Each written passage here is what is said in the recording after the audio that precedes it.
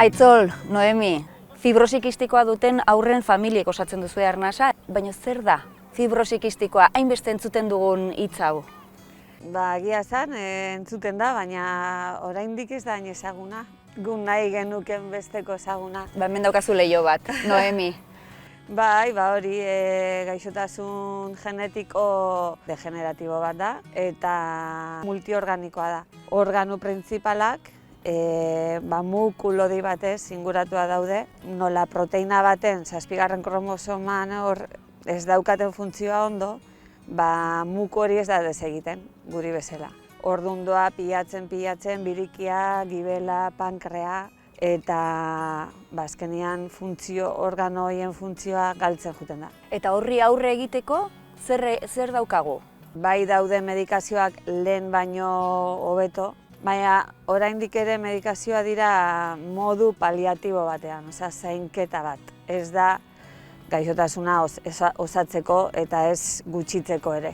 Azkeneko medikazioa aterautuna nahiko kapterio izena duena. Horrek bai egiten duela bizkat bere gaixotasunaren kontra. Baina arazoa da ez dutela denek onartzen. Gaixo guztiek ez dute onartzen. Batzuk bai, ez dago danentzat. batzuk ez. Fibrosikistikoa duten gaixoen artean ere ezberdintasuna daude. Bai, ze mutazioen arabera izaten da.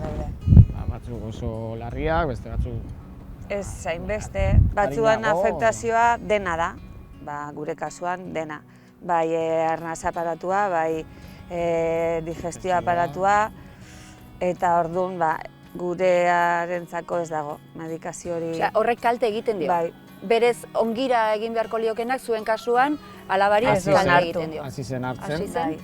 Da, hasiera baten zuen goruz, baina segituan kendu zioten, ze gibela oso gaizki zuen da. Bikote, alabaren kasuan zuek noizti dakizue fibrosikistikoa daukala, edo nola jakintzen uten zerbait gertatzen zela? Justo urte bete egin zuenean. Eraman genuen ospitalera eta, esaten ziguten katarro bat zela. Eta guk, katarro bat, baina umea hor dago erdi hilik.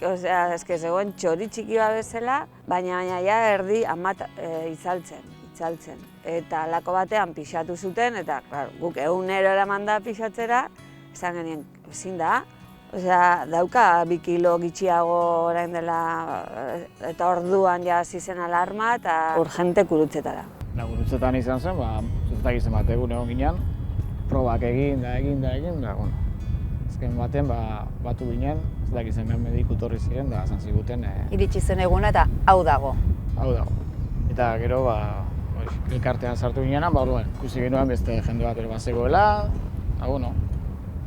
nahiko terapia egin ziguten azeran, terapia ona. Gero, gutxinaka. Arnas elkartean beste famili batzu daude, baina entzuna daukat, beraien artean ezin direla elkarrekin egon. Fibrosikistikoa daukaten 2 pertsona ezin dira elkarrekin egon? Ez, nik imaginatu bakteria bat daukat, besteak beste bat, alkar kursatzen dira, da horrek torri daiteke hondamendia.